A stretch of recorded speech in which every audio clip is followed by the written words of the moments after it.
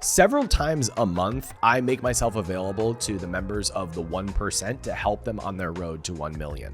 And sometimes I invite my friends or some of our previous success stories to have them give their intel and their insight into some of the brands that are on the rise inside the 1%. One of those people is Josh Hahn, who has become a friend and an ally, and he's also done some mentoring for other people inside the 1%. Josh started a business that hit $1 million run rate after just a few months, and I was asking him how he did it, what his strategy was, and then we opened up the line for Q&A. What you're about to hear is a conversation between myself, Josh, and one of our members who is at the early phase of her journey, but she's got some interested parties that might want to give her money. So in this clip, we dive into how she should structure things in order to protect herself, protect her decision-making power, but also give her the fuel to be able to build a multi-million-dollar business. This clip is a little bit detailed, and I'm here to tell you that if you come through the 1% or the capitalism incubator, these are the kinds of conversations that you're going to have within a few months. There will be people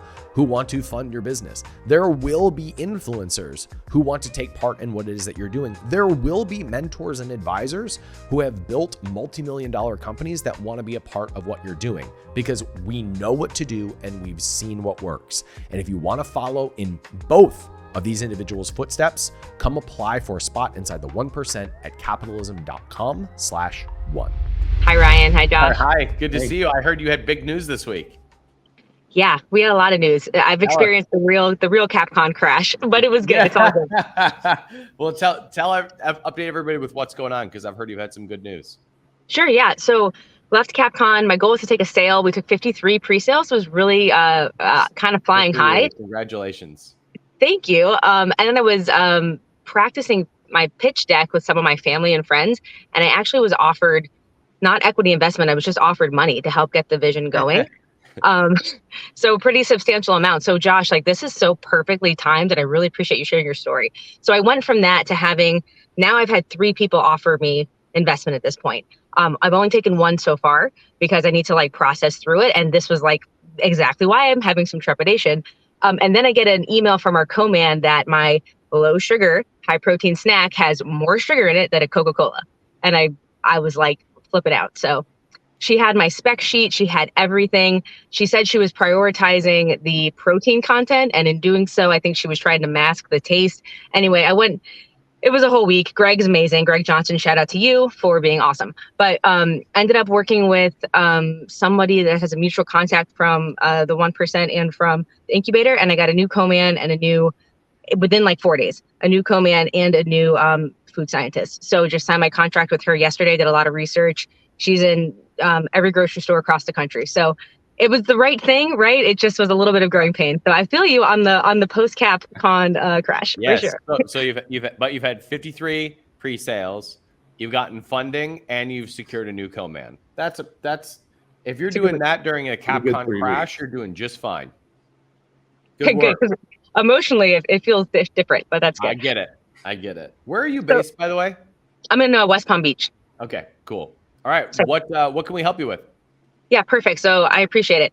Now that you have the backstory on where I am with the funding piece and kind of the understanding, what I'd like to ask you, Josh, and love Ryan's 2 cents as well, is how would you have structured this differently if you were going to redo Shroom Junkie? I understand you're going to take that knowledge and go crush whatever next thing you do, but I am curious, if you had the chance to do it again, would you change the ad strategy and kind of keep the same and also have a board, or would you have done it a little differently? I'd love to know. That's a good question. Well, I would say at the beginning, just taking on money, you don't want to really necessarily have people that have voting rights right out of the gate. So what I would say is do a convertible note or something like that, just because that kind of makes the most sense. And if you start growing and getting to a certain size, you can change that over into shares and all that kind of stuff. But that's how I would deal with just getting random investment dollars. And that's probably you could even do a safe, which actually kind of protects you even more, but and it's not necessarily as great for the investors, but it's another option. I'd take a look into it. But what I would say around what I would do differently is if you take a look at milk, we had really good margins in milk.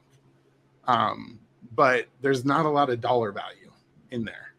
So if ingredient prices go up, if really there's like a shift in the tides a little bit, I'm going to have to weather that storm.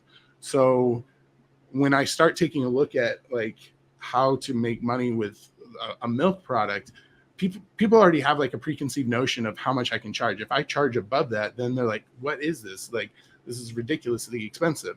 So my thought process is I'm going to go after the premium market, especially if like the market goes in weird directions over the next year. People that have money will still have money. So they're willing to pay a premium for products that help promote health and wellness, like that they just will. So I see that as like kind of where I would head. Just as a business, you would as do a more business of a premium model, product. Yeah, exactly. So but from the investment standpoint, you would do more of convertible note, so that there wasn't as much voting power. Yeah, and then you would on the customer side, you would go after a premium customer. Yes, makes sense. What I would do from your standpoint of where you're at today, it sounds like you have high protein, low sugar snack or whatever it is. Hopefully it's really light and not heavy like milk. So I would focus on trying to find the best shipping rates that you can and minimizing that cost as much as possible. And then I would also focus on creating the bundles of like to get it to where you could break even on like how much it costs to acquire customers the same as it would to sell that customer. So whatever that is, because if you have a great product, lifetime value is no problem. So that's why I would really focus hard on figuring out how to minimize your costs as much as possible so that you can actually acquire a customer for how much they purchase in the first order. Katlyn, the actual only thing that I would change is that probably would raise more money. I would raise more money than I thought I needed, because the goal is to create the biggest pie possible, not to control as much of the pie as possible. And in those early stages, like I like to say, I turned $600 into 16 million. So I should have put more in than $600. So at the early stages, when you're getting off the ground, I would raise more than I thought I needed, and until I got to profitability, and then I would have a proper rate. Josh, you look like you want to butt in. Yeah, that's 100%. Like if you heard like the backstory for me, we raised $1 million and didn't think we were going to have to raise a single dollar. You're more. A bit of an anomaly, right? Like, well, I get you raised that. $1 million, I raised 600. At the beginning of my business, like it all can work, but let's just say you might need more varying scales. The idea behind it is that yes, definitely early on when you don't know a lot of these things like co-man issues or whatever, or there's so many things that can happen. We had a great example where in the middle of our first production run, the piece that never breaks broke. And they don't have a replacement piece to that. And the only place in the world that had it was like France or something. And the problem is that we have our product in a tank and it has a certain time limit until we have to dispose of it.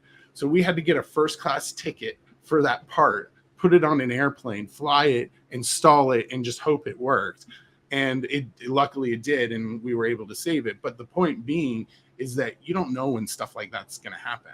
So, and if we did that, we'd probably be out of about $100,000 if we didn't solve that issue. So the whole point is, like Ryan said, take more money than you think.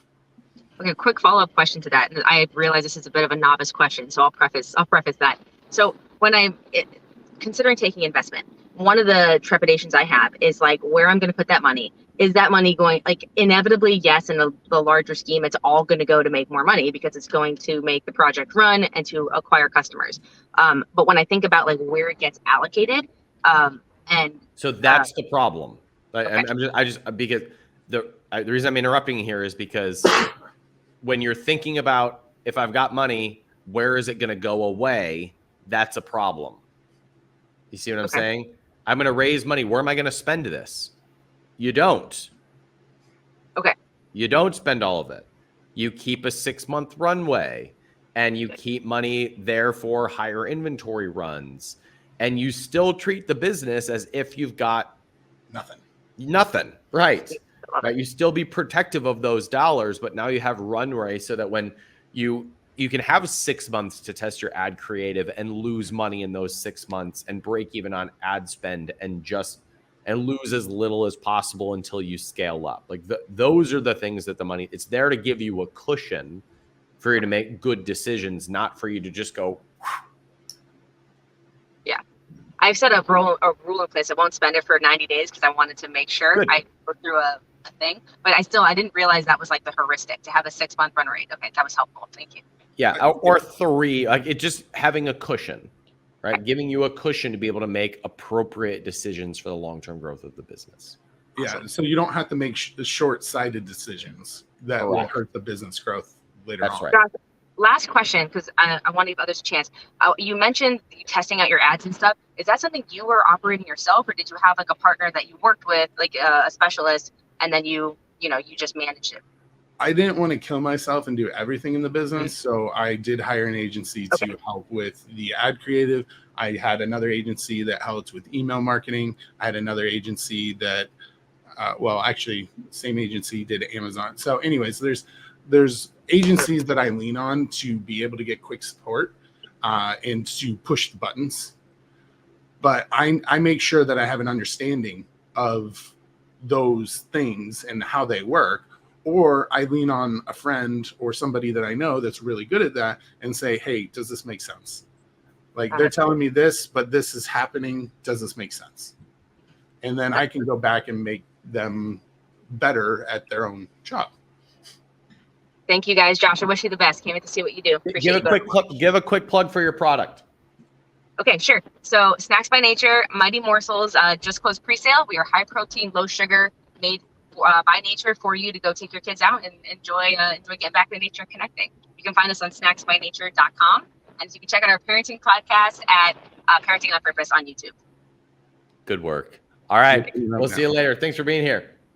If you're on the road to 1 million or you want to be, the fastest way to up-level is get around people who ask you questions that make you uncomfortable, who bring up topics that you don't know the answer to. Because when we start talking about launch plans or $1 million run rates or raising capital, these are all things that are new to most entrepreneurs. And it's also the things that will take you to a multi-million-dollar business. We are here to support you, and we have a plan to get you 4 products at 25 sales a day at a $30 price point. So you've got $1 million business after 12 to 18 months. Let's start you on the road to 1 million. Come join us at capitalism.com/1, fill out the form, and we'll see if it's a fit to help you build your multi-million-dollar brand. I'm Ryan Daniel Moran with capitalism.com. I'll see you guys next time.